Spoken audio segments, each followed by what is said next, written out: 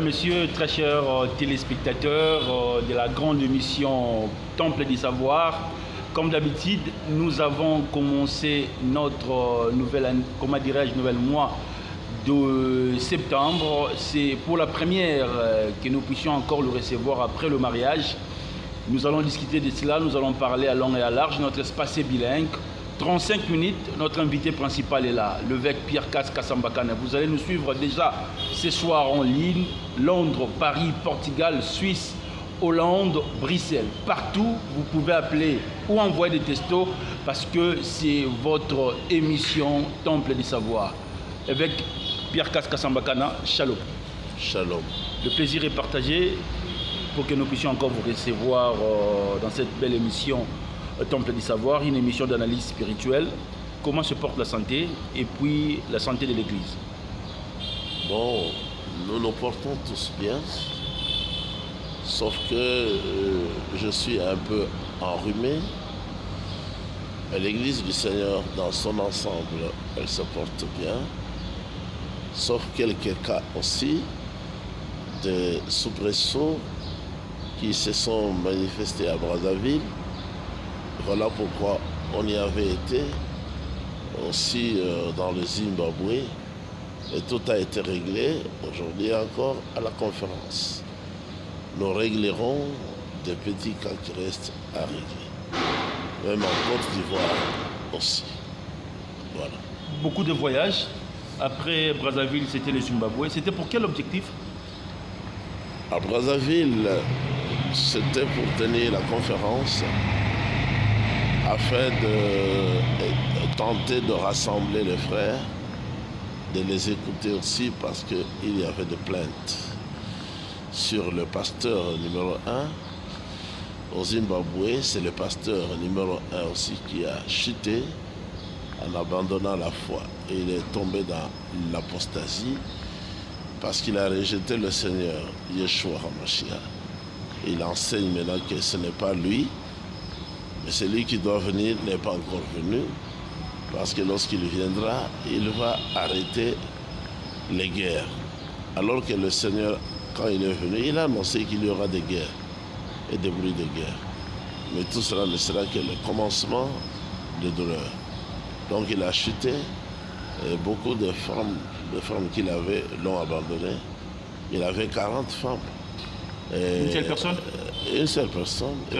22 l'ont abandonné. Il est resté avec 18 parce que les autres ne pouvaient pas supporter de tels dérapages quant à la doctrine de notre Seigneur Yeshua HaMashiach. Voilà. Très bien. Qu'est-ce qui arrive dans la vie d'un serviteur de Dieu lorsqu'il abandonne sa foi? Lorsqu'il abandonne la foi, il commence aussi soit à monter beaucoup en prospérité matérielle, soit il va décliner. C'est comme celui de Sanyati au Zimbabwe. Il était un homme riche. Ses richesses ont commencé à disparaître. Il avait à peu près 400 véhicules, mais pour le moment, il n'a que quelques 20 véhicules qui lui restent. Il avait aussi beaucoup de fermes. On nous a dit que c'est le déclin en tout pour le moment. Bien. Nous sommes là parce que beaucoup de gens nous ont appelés dans notre dernière émission que nous avons tournée à la chaîne de télévision Tingui. Les gens insistaient que vous puissiez aujourd'hui parler du baptême. Est-ce qu'on peut baptiser un enfant bébé? On ne peut pas. Ouais. On ne peut que consacrer, amener dans la présence du Seigneur un bébé pour que sa vie soit consacrée au Seigneur. On ne peut pas baptiser un bébé et le bébé ne peut pas remplir les conditions pour recevoir l'immersion. Le baptême étant l'immersion complète, vous allez immerger le bébé comment? Il n'entend rien, il ne peut pas répondre, il ne peut pas se décider. Or, la décision est la condition première pour le candidat à l'immersion ou au baptême. la repentance et la confession. Le bébé n'a pas de péché. Tous les bébés vont au ciel. Même s'il meurt aujourd'hui. Tous les bébés vont au ciel. Très bien. Alors, ils vont être jugés sur base de quoi? Ouais. N'ont pas de conscience. Pourquoi le baptême qui se passe dans l'église primitive est différent des autres baptêmes qui se passent dans d'autres confessions religieuses? Mais dans l'église primitive, comme vous le dites, il s'agit de son église. L'église pour laquelle le Seigneur était venu donner sa propre vie. L'église qu'il a commencé lui-même et qu'il a bâti sur le rocher, le Petra, le rocher qui est toujours Yeshua HaMashiach, sa révélation. C'est cette église-là qui a les principes divins, qui a les ordonnances divines, qui a les règles, en tout, y compris pour le baptême. C'est à cette église que le Seigneur a dit, allez partout, prêchez la bonne nouvelle, pas le catéchisme, mais la bonne nouvelle à toute la création. La bonne nouvelle signifie qu'il faut dire aux gens que c'est Elohim, le Créateur lui-même, qui est venu sur la terre, qui a pris le corps humain, qui a accepté de souffrir étant dans la chair et qui a donné sa propre vie pour nous racheter. C'est ça, Apocalypse 5.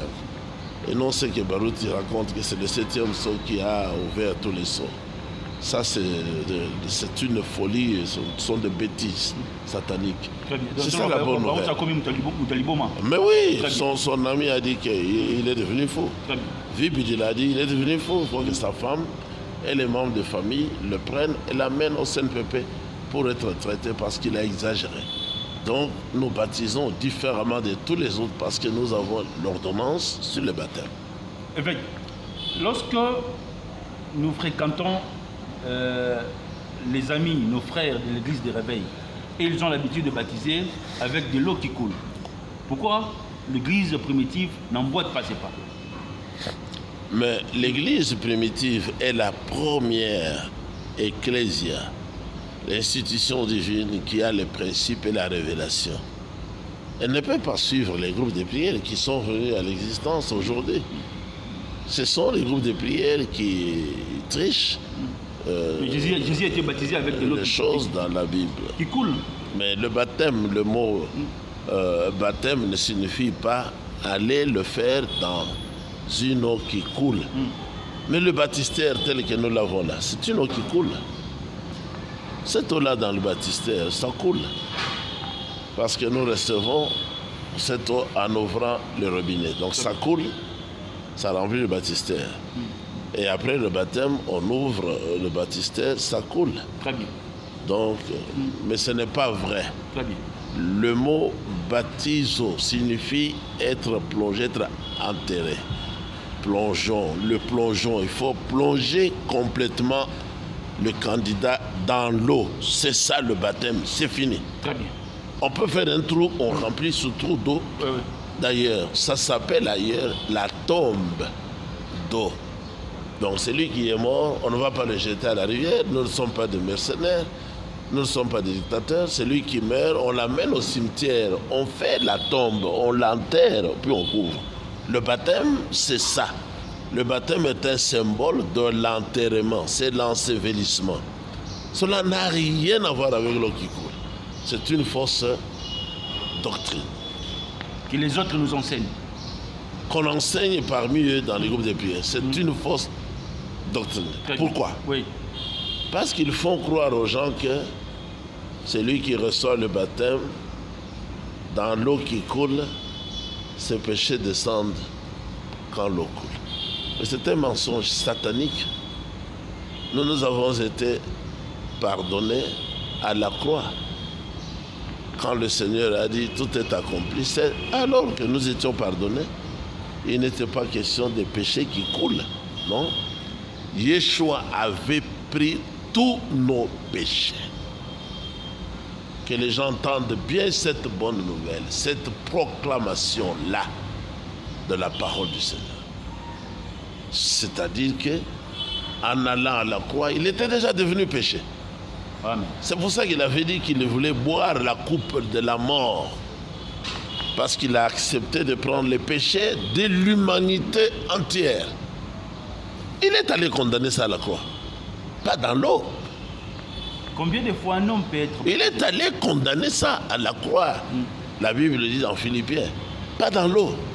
C'est à la croix. Et puis, on l'a fait descendre de la croix. La parole accomplie. On l'a mis dans le sépulcre. On a scellé avec une grosse pierre. Là-dedans, il est resté. On ne l'a pas mis dans l'eau. Avec un homme peut être baptisé combien de fois? Autant de fois. Hein. Ouais. Finalement, il sera baptisé la dernière fois. Très bien. Lorsqu'il aura entendu d'abord la parole de vérité. Vous êtes baptisé chez les catholiques, ça ne compte pas. Très bien. Vous êtes baptisé chez les protestants, chez les méthodistes, chez les tonnéristes, ça ne compte pas. Vous êtes baptisé dans les missions de réveil, leur propre mission. Oui. Vous êtes baptisé en dehors de la parole du Seigneur. D'abord, ils n'ont pas la parole à prêcher. Amen. Ils ne savent pas comment baptiser. Ça ne compte pas. Mais le jour où vous entendrez la véritable parole par la véritable Église qui a été envoyée en mission, alors ce jour-là, ça sera pour vous la dernière fois d'être baptisé. Vous recevrez un seul baptême, c'est fini. À ce moment-là, c'est fini, c'est ça qui compte. Très bien.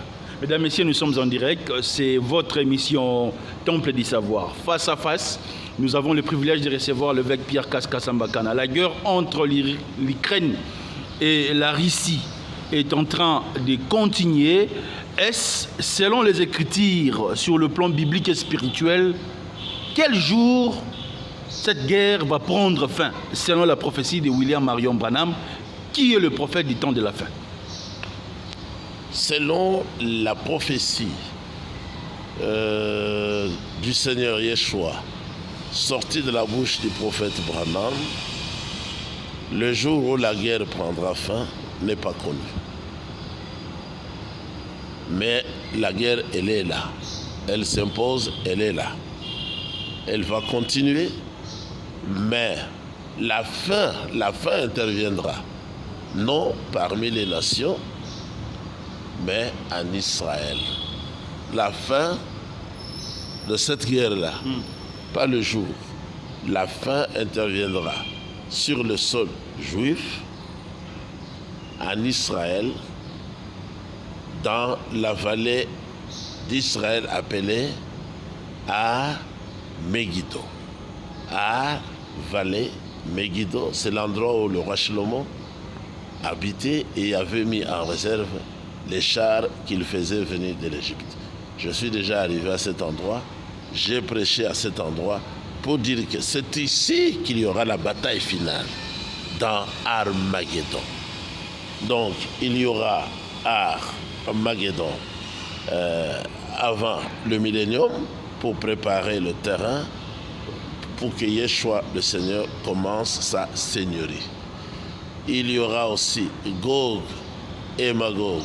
Avant, ce que nous avons, vous avez appelé ça guerre en Ukraine, mais selon les Écritures, c'est ça, Gog et Magog. Nous avons notre frère Thomas, vivant Dieu fait son vie, qui a maîtrisé tous ces vocables-là, et il a donné les enseignements qui sont des enseignements très nécessaires, très utiles, qui éclairent la lanterne dans l'église du Seigneur. Donc la guerre qui a commencé, elle a deux phases. Gog et Magog. C'est ce que nous avons maintenant. Il y aura également Gog et Magog après le millénium. Vous avez ça dans Apocalypse au chapitre 20. Vous avez ça aussi dans Ézéchiel 38, 39. C'est ça la guerre qui précède le millénium. Donc le jour n'est pas connu. Très bien. Est-ce qu'aujourd'hui il faut une conférence où on va vous voir l'évêque en train d'expliquer ça sur la politique mondiale de l'avenir de nous, les hommes sur la terre?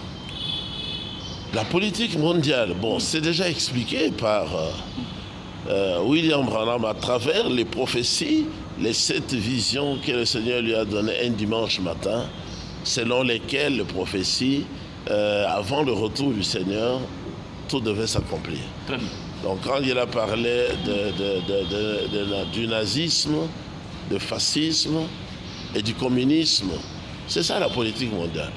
Mais il avait annoncé que le communisme, finalement, va absorber les deux autres mouvements. C'est ça que nous sommes en train d'observer. Et c'est la Russie qui va prendre le contrôle du monde entier parce que ça sera une nation très puissante, une arme ou un marteau dans la main droite du Seigneur pour punir les rebelles catholiques au Vatican et les rebelles protestants aux États-Unis. Quel sera alors le sort de nous les Africains? Il y aura des pays africains qui seront derrière la Russie lorsque le Seigneur va entraîner la Russie pour être en tête et pour aller jusqu'en Israël, faire la guerre au peuple juif. Il y aura l'Éthiopie derrière, il y aura la Libye derrière, il y aura peut-être l'Égypte, il y aura beaucoup de pays qui seront derrière. Et à ce moment-là, ce sera la bataille finale avant le millénium. Le Seigneur va se manifester et puis il va régler les comptes de toutes les nations qui seraient venues. Il va mettre fin à ces nations sur la terre d'Israël. Vous souhaitez aussi que votre pays, la RDC, puisse soutenir la Russie? Notre pays doit soutenir la Russie pour ne pas avoir de problèmes avec la Russie avant que la Russie n'aille en Israël. Lorsque la Russie cherchera à aller faire la guerre en Israël, notre pays doit s'abstenir parce qu'on ne peut pas aller faire la guerre au peuple du Seigneur. Tshisekedi avait prié pour que le Seigneur vienne ici. Et il ne peut pas se mettre derrière ceux qui vont aller combattre le peuple du Seigneur. Très bien. Nous sommes venus encore ici dans l'église pour vous poser des questions concernant le mariage que nous avons suivi sur les réseaux sociaux ou sur de différentes chaînes de télévision. Est-ce que c'est maintenant la fin? On peut dire que Pierre Kasambakana a mis stop à Likambo Libala, ou la porte est encore ouverte, vous allez encore continuer à se marier ou à se... La porte de bénédiction en mariage pour le frère Pierre Casse n'est pas encore fermée. La porte reste ouverte parce que je ne peux pas avoir la prééminence sur les décisions du Seigneur. C'est le Seigneur qui a commencé avec moi, qui m'a donné la première femme, qui m'a donné 7 enfants. C'est encore le Seigneur qui me donnera la dernière femme. Moi, je ne connais pas quelle sœur sera ma dernière femme. Mais lui, il la connaît. Mais marier 2 femmes à la fois comme ça, l'homme de Dieu, est-ce que ça n'a pas dérangé les autres? Les autres, quelles autres? Vos femmes? Non, elles étaient très contentes. Elles sont habituées. Elles sont habituées à ce genre de mariage. C'est biblique. De marier 2 femmes à la fois? Mais dans Matthieu 25 et 25, le Seigneur Yeshua comparait le royaume de Dieu, l'Église, avec le mariage entre un homme et 10 vierges à la fois. Matthieu 25. Donc les 2 qui sont venues sont aussi des vierges? Ah, elles sont venues vierges. Elles sont venues vierges. Elles étaient venues vierges. Je ne peux pas épouser une femme, une fille qui est déjà une femme. Non. Je n'épouserai que des filles. C'est-à-dire des jeunes filles vierges. Belles de caractère. Qui sont toujours au sein de l'église primitive. Exactement, je ne peux pas sortir. Voyez, l'autre avait osé se présenter à moi comme voulant devenir la 11e. Très bien. J'avais accepté, à condition que sur la virginité, elle a dit oui, elle a 28 ans, elle est vierge. J'ai dit d'accord. Maintenant, il reste la condition la plus importante, la foi, le baptême. Et puis, la permanence dans l'église. Elle est partie. Donc une fille catholique, même si elle est vierge, si le Seigneur lui montre que vous êtes son mari, elle n'a pas de chance. Elle n'en a pas parce que je ne peux pas me marier là-bas.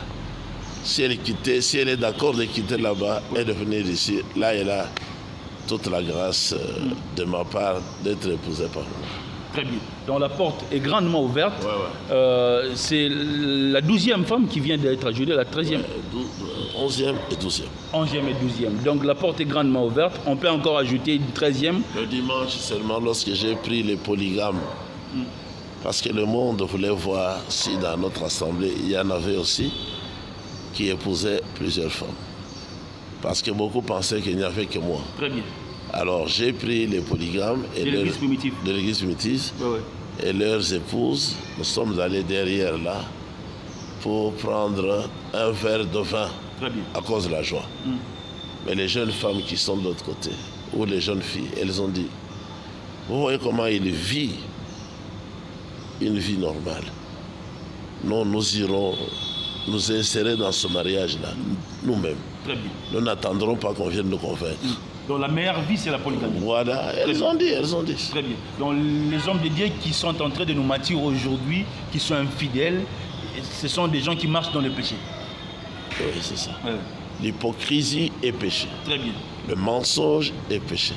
Vivre dans les ténèbres est péché. Très bien. Il faut vivre comme en plein jour. Moi, les femmes que j'ai, on les connaît. Le monde entier connaît mes épouses. Très bien. Je n'ai pas de raison de cacher. Oui. Cela prouve que ce que je crois est la lumière du monde, la vérité. Que diriez-vous aux gens qui pensent que si aujourd'hui l'évêque est en train de faire comme ça, tout simplement parce qu'il est louba et ça fait partie de leur coutume? Non, mais je m'étais marié, j'étais toujours louba avant de devenir polygame. Je ne m'intéressais pas d'avoir une autre femme, je ne pensais même pas ça. Et puis mon propre père n'avait jamais connu deux femmes, n'avait qu'une femme, mais il était louba.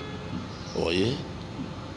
La polygamie, c'était la loi du sexe pour toute la nature, toutes les nations. Chez les hommes et chez les animaux. Au Bas-Congo, c'était la polygamie. Dans les Bandundu, c'était la polygamie. Au Kasaï, le Kasaï et les Bandundu, c'était la même région. C'était la polygamie. Au Katanga, il y a et la polygamie et la polyandrie. À l'Équateur, n'en parle même pas. À Kisangani sont les champions. C'était les polygames. Donc, toute la terre. Ce sont les Belges qui sont venus abolir ça ici, au Parlement, en 1948. Les Belges, avec l'Église catholique qui avait été mandatée par le royaume de Belgique pour soutenir cela. Mais le mariage biblique, il est polygame. L'homme est le chef de la femme. Et en tant que chef, il a le droit d'avoir, comme David, 500 femmes. Comme Shlomo, 1000 femmes. Ni David, ni Shlomo, ni Abraham, ni Gideon, ni Israël. Personne n'était louba. Personne n'était louba. Même si on dit que les loubas viennent de la tribu de Réhouben. Ça, c'est une façon de parler. Mais ils étaient polygames parce que le Seigneur avait fait d'eux des polygames. Il n'y a pas que les loubas qui sont des polygames. C'est un mensonge sociologique. Très bien. Quel est l'avantage que vous avez aujourd'hui être polygame, un homme qui a 12 femmes, avec cette richesse, cette foi que vous avez aujourd'hui, un homme qui est fidèle et qui se fait souffrir à cause d'une seule femme? Oh oui, mais l'avantage, je peux parler d'aujourd'hui seulement. Je suis allé le matin à l'école des enfants avec une femme. À mon retour, une s'est présentée, elle veut aller rendre visite à sa sœur tout près de l'aéroport. Elle sera accompagnée d'une autre qui veut aller à l'hôpital. J'ai dit, allez ensemble. Ils sont allés ensemble. Maintenant, là, il y a une qui va aller prendre une écolière pour l'amener à l'hôpital. Elle va y aller, mais croyez-moi, à la maison, il y a toujours les mamans qui sont là pour travailler. Très bien. C'est ça, c'est l'avantage. De la polygamie? Oui. Il n'y a pas de conséquences? Non. Il n'y a pas de conséquences fâcheuses dans la polygamie. Il n'y en a pas. Parce que tout ce que le Seigneur fait ou a fait est bon. Bien. Je pense que nous sommes arrivés à la fin. Merci. Mesdames, Messieurs, c'était Pierre Kassambakana, l'homme qui prêche aujourd'hui le message du temps de la fin à travers la République démocratique du Congo, l'homme qui défend aujourd'hui la polygamie parce que la polygamie vient du Seigneur. Aujourd'hui, nous avons le privilège de le recevoir. Il a 12 femmes. La porte reste encore grandement ouverte. Si le Seigneur insiste, lui parle, d'autres vont encore être ajoutés dans la liste. Merci évêque. C'était avec plaisir que nous étions ici au temple. C'est notre église. Nous avons l'habitude de venir y prier ici de lundi jusqu'à vendredi. Le samedi, c'est le repos. Le dimanche, nous avons culte. Et si vous avez aussi besoin de recevoir le Seigneur et être baptisé, ça se passe que le dimanche. Non, tous les jours, à n'importe quelle heure. Même à minuit, le baptême dans la Bible, à partir du moment où il y a un croyant, à ce moment-là, c'est l'heure pour le baptême. Celui qui croira et qui sera baptisé sera sauvé. Merci. 89 00 60 49, c'était Faria qui était derrière la caméra. Ciao.